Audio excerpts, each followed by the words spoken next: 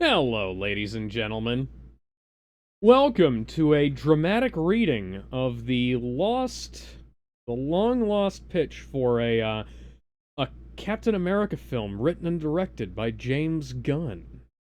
Yes, the Taiwanese Yes, bootleg edition. this is definitely a real thing that actually happened. This is not Yep. this is not the parody that Kevin came up with while we were watching the movie.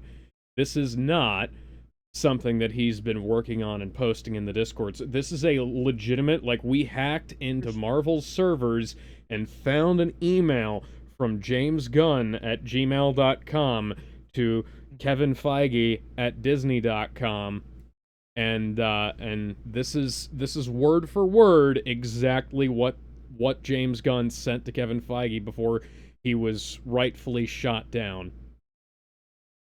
Yep. Yep. So we have a couple of rules here. We have 5 rules exactly. If anybody here in the audience has ever been to a dramatic reading or listened to a dramatic reading of the story The Eye of Argon, some of these may in fact be a bit familiar to you. That's because I stole them from the Eye of Argon rules. But I do think that they are quite good rules, and the Eye of Argon party game is freely distributed anyways, so I figured it was fair game, since we're not Makes charging for sense. this. So, rule 1. We are to read what is in this scenario, for lack of a better word, exactly as written. Yep. When you start Including laughing, all punctuations. yeah, including all punctuation errors or misspellings that that James may have made. When you start laughing, you're done and must pass it on to the next reader. Yep. Rule 3, the next reader must start at the beginning of the sentence that cracked up the previous reader. If you begin laughing uncontrollably before you start, you must pass it on. That rule will not apply here, since I believe it is only me and Kevin here tonight. But we'll do our best. Yep. Rule 4, if you make it to the end of the paragraph, pass it on. And Rule Yep. 5, no fair hurrying through without thinking about what you're reading. A proper dramatic reading is required. That includes voice Yep. acting. So, Oh yeah. we will you will hear Oh, Hi Sonic's Sonic. here. Hi Sonic. It's time for a dramatic reading. Are you ready? Oh, shit. Just read the rules in the broadcast chat and then you'll Yeah. know. Oh what? I'll just checking it coming right now. Eat it on. That's all I right. I see the rules. Yeah, my Yeah. God. Okay. Yeah, so Rule 3 is in full effect now because there are now more than 2 of us here. Hi Sonic. So, Yep. oh yeah, so just basically read it as exactly as written. When you start laughing, pass it on. Next reader must start at the beginning of the sentence that cracked up the previous reader. Or if you start cracking up, pass it on. I'm going to say that we're only going to do that once. If whatever the paragraph is keeps cracking us up, it will just keep going in a circle, well, potentially. So we need to have like an escape route there. If you make it to the end Yep. of the paragraph, pass it on, and proper dramatic reading with voice acting, if possible, will be required as well. Oh, and like I said, I copied these rules from the Eye of Argon party game, which is a thing that people do at conventions where they read the Eye of Argon, the story by Jim Teese or Weiss or something or other. I don't know. Anyways, let's hop on over to our transcript of this totally legitimate pitch for James Gunn's Captain America Civil War. And I believe that let's just A we've little got first. we've got a chat here from Kick. Isabella Fernandez 12 says, "Hey, this is Isabella. Hope you are doing well." Yep, we are. Thank you for tuning in. So we're going to start at the top, which is going to be me, and then we're going to go down the list. All right. Alrighty then. Right. Captain America Civil War, Taiwanese Bootleg Edition. Written and directed by James Gunn. Our movie starts with James Buchanan Barnes, Sebastian Stan, getting it on with his wife. de-aged Joan Jett. Oh, You know, he wasn't only 17 when she met him.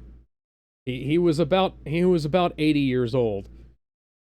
However, after a rough session of role-playing involving erotic asphyxiation goes wrong, Bucky's wife dies having an orgasm.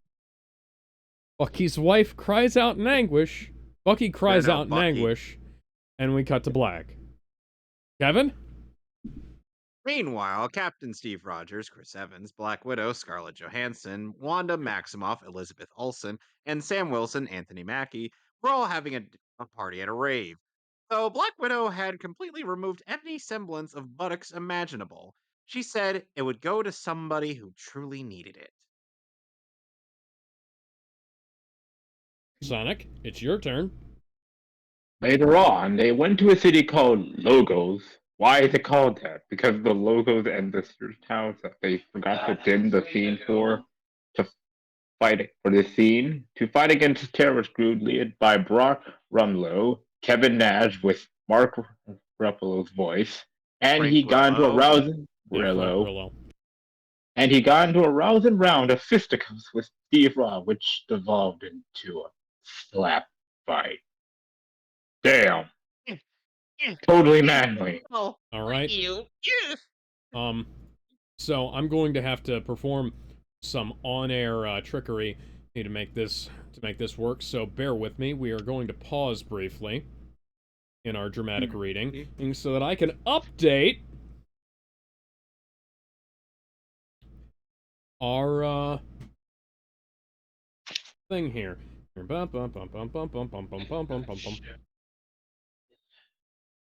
Gotta pull this up, put it above the movie image. There we go.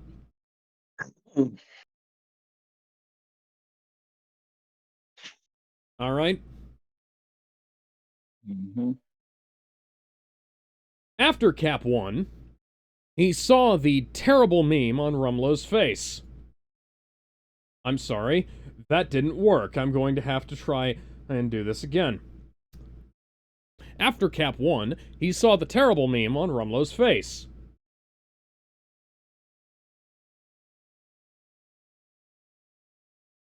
And blew up. With Cap covered in a comical amount of soot. The onlookers were unsure about how to feel about what had transpired, so they choose to ignore these events.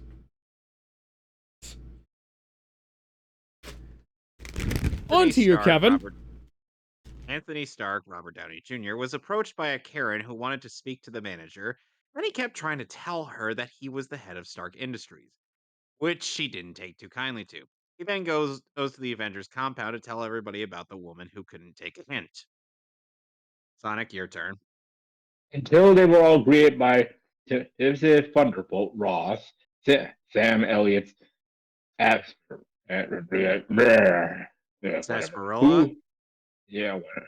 Sarsaparilla, who fumbled a bunch of nonsense underneath that mustache and handed them all legitimate pieces of paper to sign. Illegible.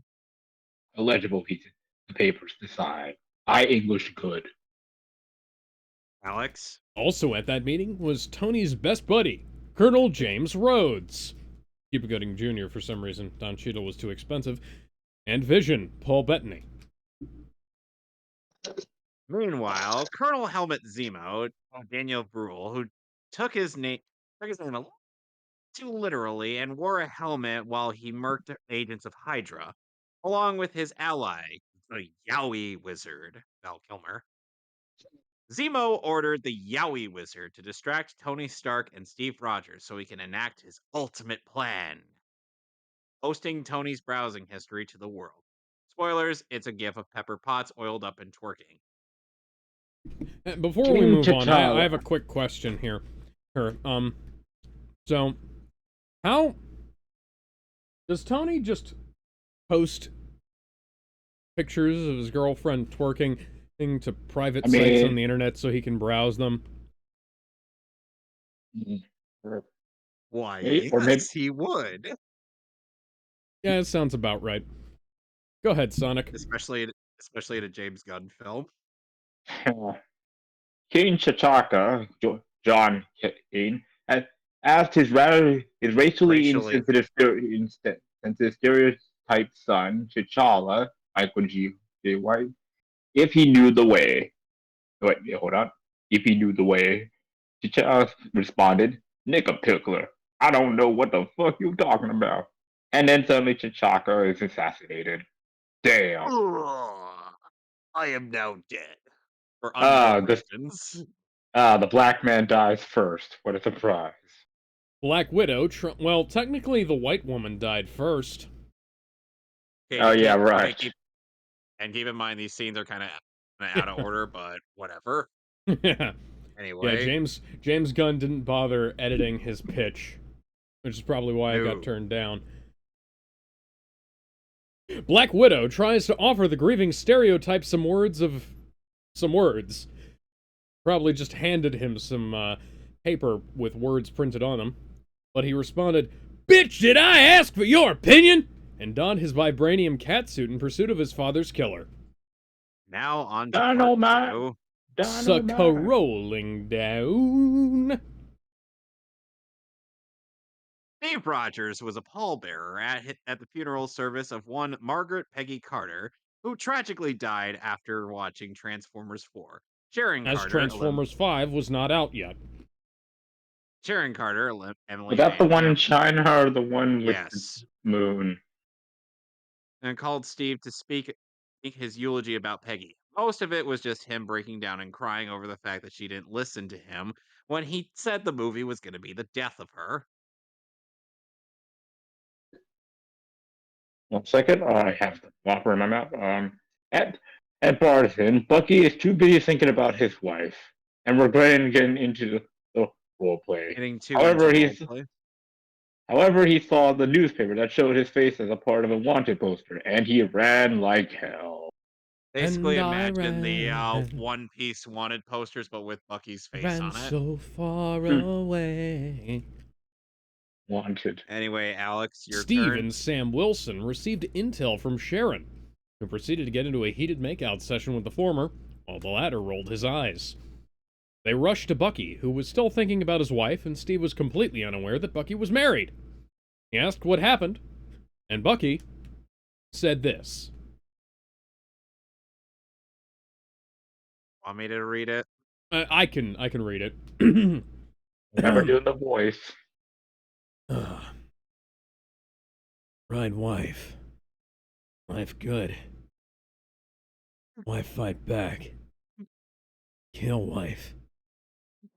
Wife gone. Hold on one thing. Oh, We were then attacked by a task force that immediately bit into cyanide pills and fell dead on the spot like a row of dominoes. Confused, Bucky jumps out the window but is pursued by Black Panther and his BBC, which was a TV that happened to be attached to his waistline that played old broadcasts from the British Broadcasting Corporation.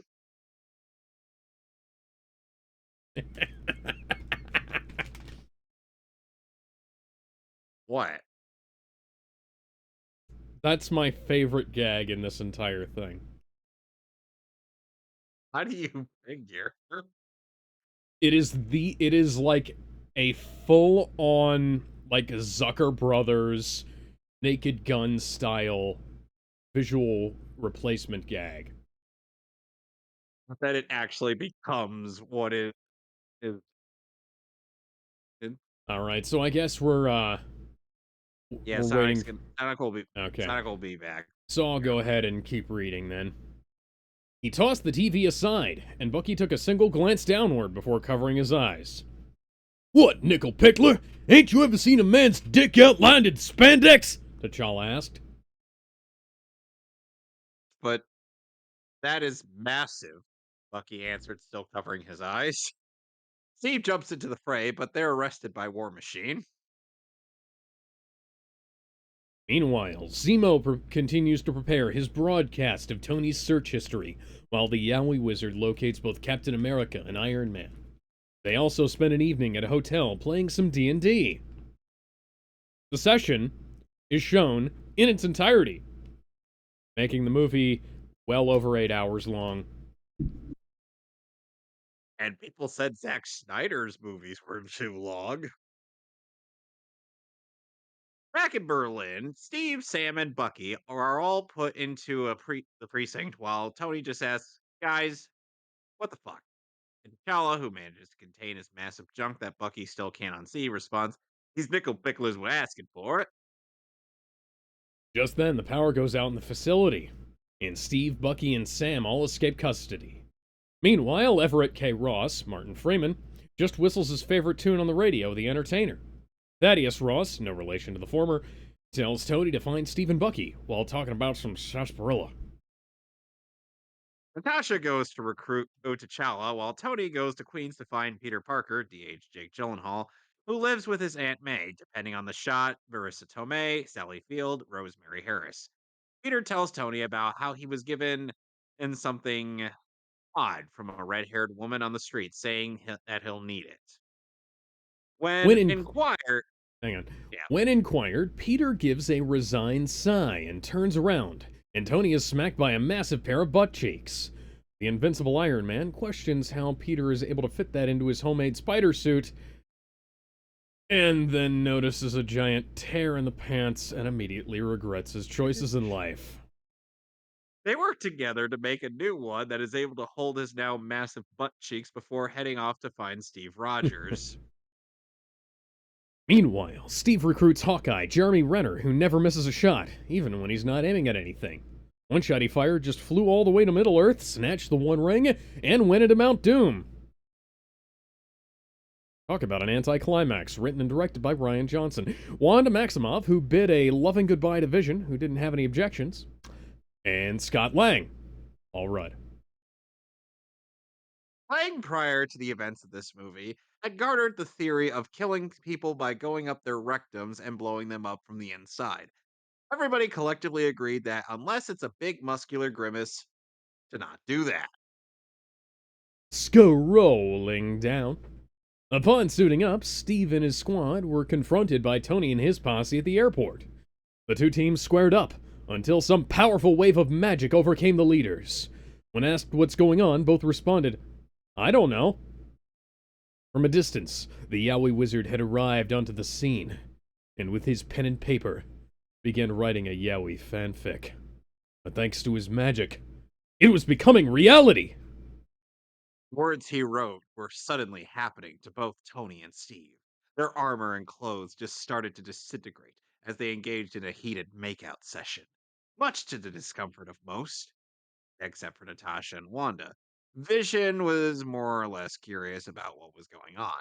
Hawkeye spotted the Yowie wizard and drew his bow taut. Oh, Okay. Kevin, I have urgent news. Urgent news. What? I've found it. Found what? Oh God. A visual Pandora's box? representation of exactly what's going on! Oh God, he found Pandora's box. I found the exact image that Cosmonaut Marcus used in his video that inspired this little section. Anyway, Sonic, Sonic, the next words are Ant-Man, and we're on part 3 of the plot. Okay, Yes. yeah, Ant-Man. Okay, Ant-Man was on the tip of the arrow, ready for action, as the man who never missed released the arrow and embedded itself into the Yowie chest cavity. Scott, ignoring his fellow Avengers' advice, decided to go up the wizard's ass and expanded, causing the wizard to explode in a million pieces. When did this turn God into a damn Chuck it. Tingle novel? God damn it, James. Now get your God, fetishes out of Scott- here. Scott Lang going up the Yowie wizard's ass? That's totally something Dr. Chuck Tingle would write. God damn it, get your fetish porn out of here. Anyway, Your Get point your is- fetish away from me! Not goddamn four. Alright. Everybody present was shocked that Scott's weird theory actually worked. However, Tony and Steve were still engaged in their heated makeout session. Bucky, taking advantage of the weirdness, decided to explain everything to the others. And though T'Challa was still skeptical, he was willing to hear them out. However, Ant-Man, Scarlet Witch, and Vision all decided they wanted to be out of the fight. Figured they should just go get coffee instead. Now they're going to go get shawarma. They all decided to leave Steve and Tony as they would slow them down with being forced to continue the Yowie Wizard's incomplete fanfiction. Once they arrived at Siberia, the group loaded up on guns and were sure they were friends before deciding to bring them along. The Avengers entered the base, with Bucky taking point, and Peter bringing up the rear. Doo doo his. Both Doo-doo literally and his figuratively. rear. Suddenly, they found Zemo inside a protected chamber with 5 super soldiers standing ready to face them. However, Bucky had remembered something. They weren't typical super soldiers. They were super soldiers of dance. Zemo then queued up Boogie Wonderland by Earth, Wind, and Fire, prompting both groups to get into a dance-off. At first, the soldiers' legendary choreography and synchronization were causing problems with the Avengers, until the others rallied together and boogied down harder than the super soldiers, causing them to just randomly explode like the fembots from Austin Powers. With plug-in explosion effects. Boom! Boom! The Sokovian Colonel was That's a genuinely motorcycle impressed. outside. The Sokovian Colonel was genuinely impressed by the Avengers' dance skills and confessed to killing T'Chaka.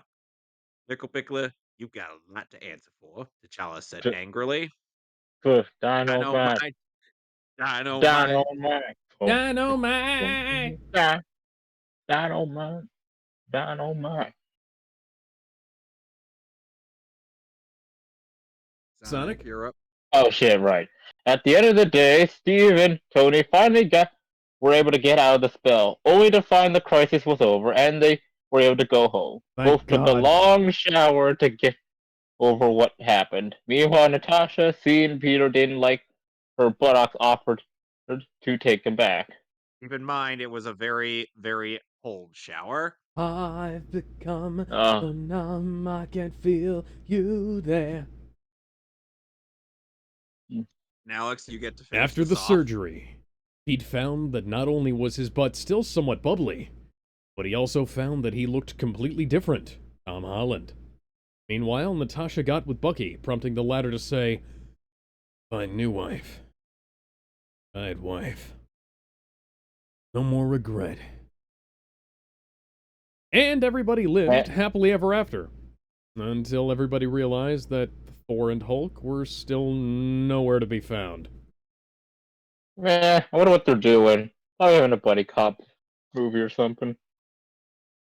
Join us next week when James Gunn gives us his pitch for Doctor Strange.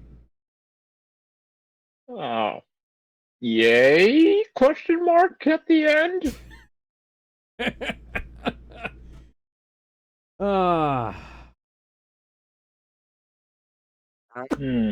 Anyways, I hope you guys have been entertained by this brief little interlude we've had. Taking about 23 minutes. We're going to go offline briefly, and then we're going to come back. We're going to watch the Knuckles, Knuckles, and Knuckles Knuckles, Knuckles, and Knuckles series featuring Knuckles from the Knuckles McChuckles series. Yay! Knuckles. Oh my god, you know, Knuckles. And we've got the real Sonic the Hedgehog with us. Anyways, bye everyone. Kevin, say bye. Let me switch to... Bye.